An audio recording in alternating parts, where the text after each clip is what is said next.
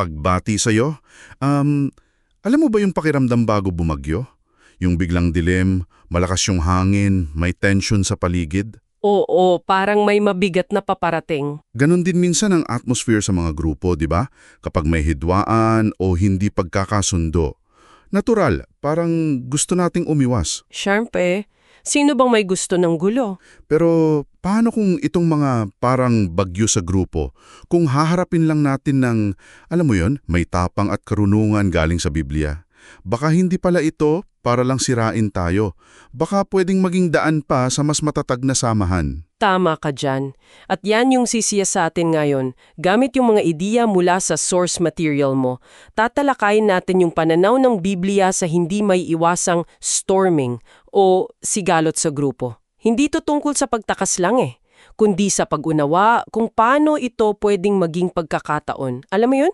Para mahubog yung pagkatao natin. Oo, at para mapalalim din yung ating ugnayan sa isa't isa. Eksakto. So, ang mission natin, unawain kung bakit ba nangyayari itong mga sigalot at higit sa lahat, paano ito magiging kasangkapan para sa pagpapatibay, imbes na, alam mo na, pagwasak. Okay. Tara, simulan nating himayin kung paano nga ba ito gumagana. Unang mahalagang point, ang storming, yung panahon ng sigalot, hindi lang pala normal. Madalas, kailangan pa nga daw. Kailangan. Interesting yan. Oo, bagamak hindi siya komportable na tapos, di ba, at pwedeng maging mapanira kung mali yung pagharap. Pero yung pag-iwas dito, mas delikado pa raw. Paanong naging mas delikado? Kasi nagdudulot daw ito ng mababaw na relasyon. Tapos yung mga sama ng loob hindi nalulutas. Naiwan lang. At sa huli, humihina yung grupo. Parang tinatabunan lang yung problema. Parang ganun nga, parang sugat na hindi ginagamot, lumalala lang sa loob. Sakto yung point mo at kadalasan, kaya nagiging mapanira yung sigalot kasi may nalaktawan May mahalagang yugto na hindi napagdaanan. Yung forming. Yung pagbubuo ng fundasyon. Oo, yun. Pagbubuo ng matibay na pundasyon. Sabi nga sa Biblia, di ba, yung bahay na nahati laban sa sarili, ano mangyayari? Babagsak. Marcos 3.25 yun. Tama. Si Jesus mismo, ano munang ginawa niya bago niya isinugo yung mga disipulo? Tinawag niya sila para makasama niya. Para mahubog sila muna, Marcos 3.14. So kailangan munang itayo yung istruktura, yung tiwala, yung shared purpose, bago ito subukin ng kumbaga hangin at ulan. Gets ko. Kung walang tiwala at malinaw na layunin, madali talagang mabuwal sa unang pagsubok pa lang. Oo naman. Magandang halimbawa yung nabanggit mo kanina sa source, yung kina Pablo at Bernabe sa Gawa 15. Grabe yung naging pagtatalo nila, di ba? Tungkol kay Juan Marcos. Oo, matindi yun. Nauwi pa sa paghihiwalay ng landas. Akala mo sa unang tingin, para ang laking kabiguan, parang nasira yung samahan nila. Totoo, siguro kung tayo yon, iisipin natin, failure to.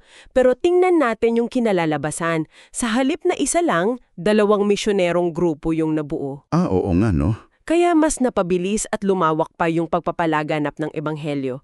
At ang mas nakakamangha pa, 'di ba, pagdating ng panahon? Yung sa 2 Timoteo? Oo. Sa 2 Timoteo 4:11, si Pablo mismo nagsabi na si Marcos, yung pinag-awayan nila, ay lubhang kapakipakinabang sa kanya sa ministeryo. Wow, so yung hidwan pala. Kapag napasalalim sa Diyos at hinarap ng tama, kahit masakit, pwedeng magresulta sa paglago at pagpapanumbalik.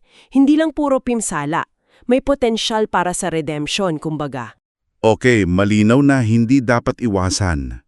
Pero paano ito haharapin sa paraang makakatulong, hindi yung makakasira lalo? Meron bang mga gabay galing sa Biblia? Meron at napaka-practical. Una, yung classic, magsalita ng katotohanan na may pag-ibig, Efeso 4:15. Hindi lang basta prangka, dapat may kasamang malasakit. Tama. At may layuning magtayo, hindi magbuwag. Pangalawa, Santiago 1:19, maging mabilis sa pakikinig, mabagal sa pagsasalita, at mabagal sa pagkagalit. Unawain muna bago humusga o sumagot agad-agad. Importante yan, lalo na kapag mainit ang usapan. Oo. At pangatlo, yung proseso sa Mateo 18.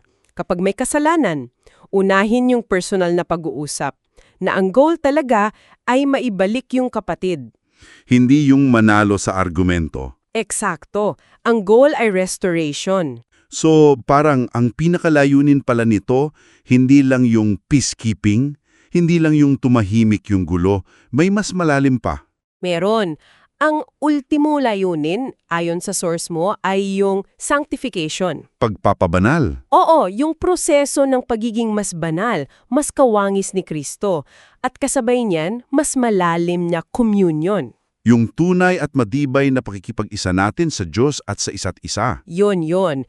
Ang mga sigalot kasi, kapag hinarap natin ng tama, parang apoy yan na nagpapadalisay sa ginto.